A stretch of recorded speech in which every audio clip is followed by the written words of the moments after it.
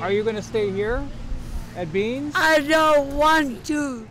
Could you help me? Well, it is hard to watch people struggling outside Beans Cafe. Someone from Beans Cafe here that could speak. City leaders in this room are trying to help people just like that woman. Assembly members are discussing awarding a $444,000 contract for Beans, a soup kitchen, to also, once again, act as an emergency overnight shelter this winter. The service we're procuring is an additional 166 people onto a very tight piece of property. Christopher Constant has concerns about the impacts around Beans and Brother Francis Homeless Shelter. Here you've got your defecation and your toilet paper. On Friday, one business owner showed us how people have used his nearby property as their personal restroom. The solution, the humans that come onto that site to sleep still have to poop.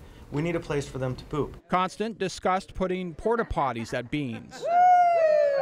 We just had our bathrooms redone, completely redone. They are adequate for 250 people in the building. Brand new bathrooms. Beans Deputy Director Kim Koval says putting in porta potties would actually bring in more people to the already crowded area. And there was some frustration from her. She talked about how the city has continued to ask Beans for help overnight in the winters. We said yes the first time at a loss of $21,000 because the funding never showed up from the city. It was private donors who filled it.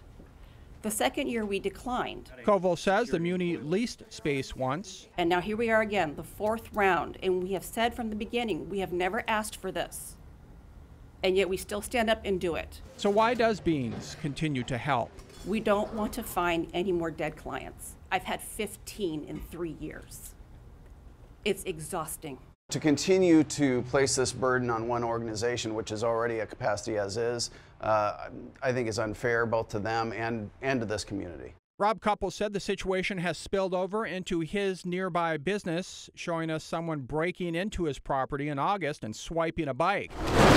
He thinks the Muni needs to focus more on substance abuse treatment, providing medical care, and job training to people in the area to turn things around for good. There's really nothing for them on East 3rd Avenue other than food, shelter, drugs, and alcohol. And none of those things, they enable the cycle of homelessness as far as I'm concerned. I'm homeless. And for now, the difficult cycle continues. In Anchorage, Joe Vigil, KTVA 11 News.